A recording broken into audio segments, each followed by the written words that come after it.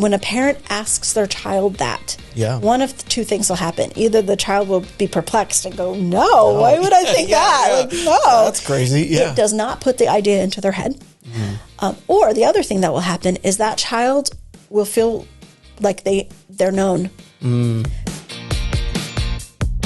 Hey everyone, we are here with another Family Care Learning podcast. For those listening or viewing, just a quick heads up, we're talking about a little bit of a mature subject today on suicide. And so if you have little ones, just want to caution you about the mature theme that we have going today. Today I have with me one of our clinical services supervisors, Jennie Dalcour.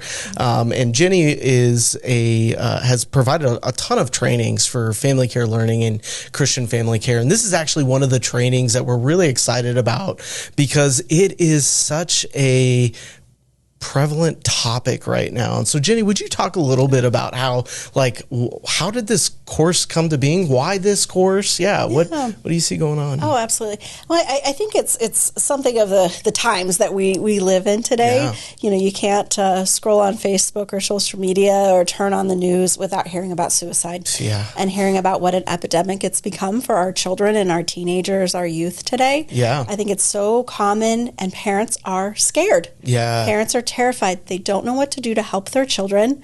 They don't know how to tell if their children are even in trouble or struggling. Yeah. And they're calling us. They're calling mental health providers, and they want the information. They want to know how to protect and care for their children. And so that's what we're here to do. We're here to provide that information so parents can feel confident. Yeah. And it seems like, right, we've had so many inquiries from parents seeking counseling services or churches or other organizations, even secular business organizations are going, man, my employees are struggling with this, right? Or my employees' children are struggling with this. And so how prevalent is suicide with children and teens? Yeah, I think this is our post-COVID reality, right, is that the suicide rates have increased. Even as of 2021, so these stats are maybe a little bit old at this point, but it's the most recent that we have. As of 2021, suicide was the second leading cause of death for adolescents in our country, number 2. So it is definitely something that we need to wrestle with, and we need to address and have courage to face. This is a growing problem for our teenagers and our children even. Yeah. And so when I think about suicide, right, we think of obviously the worst part of suicide, right? Like someone actually completing suicide, attempting suicide. But this is also even just thinking about it, which is, we're talking about, you're saying this is the second leading cause of death. Yes. Just think about how many more of our youth, our children, our teens are thinking about that. And so can you just give me maybe a brief kind of understanding of, so for those that are struggling of any kind of range of suicide behaviors, what might be some risk factors that would influence them to have those types of behaviors? Absolutely. And sometimes these behaviors and these thoughts and suicidal thoughts and desires kind of come out of nowhere. Yeah. Most of the time, though, you can look at the situation and look at the child's history and say, okay, well, there's some risk factors here that made this child more vulnerable to having these thoughts and then, later acting on them. Okay. So some of the things that we look at is there a history of mental illness in the child and in the family? We look at that as well. Is there a history of trauma? Has this child had times of neglect or physical abuse, sexual abuse? Separation from parents, that's a big risk factor as well, is if the child's been separated through, removal due to child abuse allegations. So that's going to be sometimes a big risk factor as well. Yeah. And then, does the child have social supports? Do they have good peer relationships? And when kids don't, especially if they're experiencing any bullying, if they're being bullied at school, that is a huge risk factor for suicidality. So that's a problem too. If they're doing substances, if they're doing drugs or if they're drinking, that can be a risk factor as well.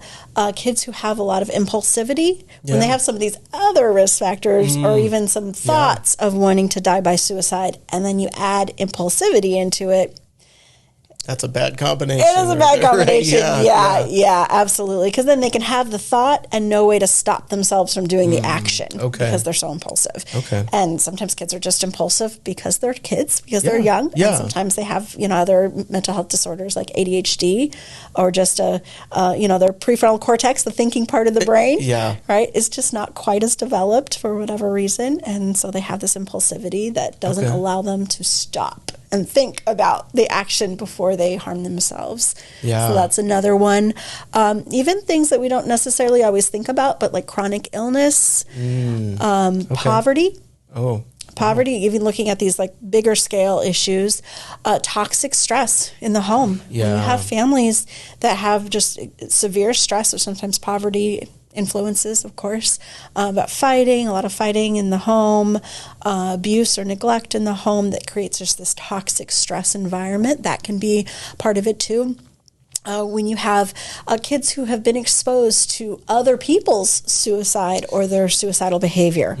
Suicide is, we call it, a social contagion. It's contagious. Yeah. It's contagious. So when you have kids who are maybe watching things on television programs or on the news or social media, sometimes it's handled well and it's not going to be contagious. Yeah. But sometimes these outlets are really glorifying suicide, and that can also be a risk factor for other kids and teens who are watching this and seeing suicide as like a valid way out of a problem. Yeah. So it seems like, like there are so many risk factors. And it's like, more. There's more that we can't even get into in this time frame. And I almost kind of take it as, like that, these are risk factors, but it doesn't mean because you are impulsive or because you are exposed that you will be, but so it's not like it's going to cause it, but just to kind of look out for that. Is that right? Yeah, absolutely. And there's risk factors, but there's also protective factors as well. All right. And so even though we have kids with some of these risk factors that can't be avoided, I think of some of our kids in foster care, kids who have been adopted from foster care, we can't avoid all of these risks, right? Yeah. But there's protective factors that parents absolutely can influence. They can have such great impact in having a good prognosis and having a good outcome instead of being just, another statistic in Arizona. So, when you have a parent who cares about their kid and is invested in their life and is seeking help, that's going to be a protective factor. So every time a parent calls us to reach out for help, I think, okay, this is already is a good sign, right? This is a protective factor. When that child has adequate social supports, when they have friends, when the family as a whole has a support system, they have these natural supports, they have friends, they have relatives, they have, maybe it's their church or other clubs or communities that they can really be a part of. That's such a great protective factor. Schools can be a protective factor. When you have thriving schools, kids tend to do better and their suicide rates tend to go down. Okay. And when parents are actively involved in their kids' school, kids do better. Wow. And that's a protective factor as well. So there's quite a few protective factors. It seems like even kind of boiling, there's a lot of relationships, right? From peer and social relationships to familial relationships, and then even just as you're talking about the community. And so for those of you that are interested or like to dive that a little bit more, please check out the training that we have online about that. But before we close, so let's say someone is watching this right now and they're going, ooh, there's a lot of risk factors. Maybe I'm hearing some hints of like suicide behaviors or thoughts from my children or my teen. What might be some of those like common suggestions of like do's or don'ts that we could kind of like help our listeners tune into a little bit? Yeah, so I think the most important do is to make sure that as parents that we stay very calm and regulated. Yeah. If we are hysterical, if we give in to our own fear, because I know we love these kids so much and we want to protect them, and we can just be consumed with our own fear, we're unable to help them. They're not going to trust us to give us all this big stuff going on in their life. They're going to think if they tell us what's going on that we won't be able to handle it. Yeah. So we have to stay very calm and regulated. We have to be the bigger, safer person in the presence in this room. And then we have to just listen to them. Listen to what they're saying. Take a breath and listen to what they're saying. Yeah. And believe them. Sometimes this is one of the don'ts. Sometimes parents fall into a trap of thinking maybe they're just trying to get attention. And maybe they are, maybe because people need attention. Right. Yeah. Kids need attention. It is a human need to have attention. And if for whatever reason they feel like they're not getting it, that might be a way they get it. They need attention. Yeah. But the other thing is that's also a risk factor. When you have a history of suicidal thoughts, or we call ideation, you're at increased risk of actually completing a suicide. Okay. So if you have a child who's talking about suicide, who's talking about wanting to die, believe them. Believe them, and get the help that child needs. And I think a lot of times, just as you're saying that, even well-intentioned parents can kind of go, you mentioned like the contagion piece, right? Where it's like, like, I don't want this to be something that is caught by my child. And so any hints of that, I'm going to quickly dismiss, or I'm going to try to turn around into something positive. But it sounds like maybe that's not the most helpful thing to do if you hear your that's child. A myth. That is a myth, that if we directly ask someone, are you wanting to die? Do you have thoughts about wanting to kill yourself? Yeah. People think that will put those thoughts into their head. And it's the opposite, actually. Yeah. Just factually looking at it, it is the opposite. Yeah. When a parent asks their child that, one of the two things will happen. Either the child will be perplexed and go, no, why would I think that? Like, no. That's crazy. Yeah. It does not put the idea into their head. Or the other thing that will happen is that child will feel like they're known. They'll know that there is a parent there who gets it, who sees that they're struggling so much. They're struggling so much that maybe they couldn't put words to it. But that was the feeling. That was the thought. They just couldn't say it out loud to their parent, and now their parent said it out loud, and that gives the child permission to say, yes, I'm feeling those things. I'm thinking those thoughts. Yeah.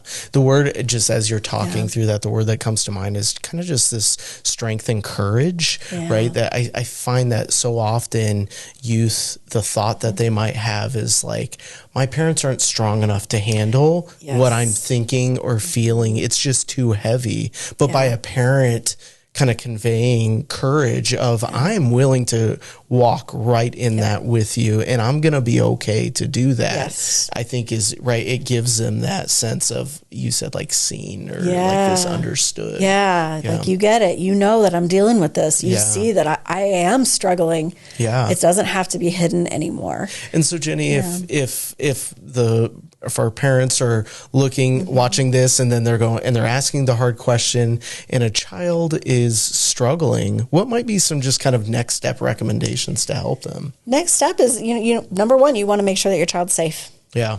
And so certainly if you have a child saying that they want to die by suicide, you want to make sure that you don't have anything that they can use to do that, to make that happen in the home. So that would mean, making sure you lock up knives. If you have firearms in the home, highly recommend that you get them out of the home. Get them out. Right. There are gun lockers that you can rent out at shooting ranges. You can ask family friends who own guns, maybe if they could keep your guns in their safe. But get the guns out of the home. No matter how well you have them stored, there is always going to be a higher risk. And when someone tries to die by suicide using a gun, they're usually effective. And when they use other means, there's a lot that medicine and doctors and hospitals can do to bring them back and not allow the suicide to be completed. Guns, it's a little different. They usually end in death. So I would keep them safe. So we get weapons out of the home, lock up medication, those kinds of things. And then next step would be call to get some help. Get a professional on board. So if you think that your child is in immediate danger, you may want to call crisis line. You may want to call 988 or text 988. That's a suicide hotline. That's just easy to remember, 988. You can call your child's pediatrician right away. You can call a mental health professional, a counselor, social worker, to get some guidance as well. You can also take your child into an emergency room if they are just not safe. If they are just adamant that they want to die, then that would be an emergency room visit.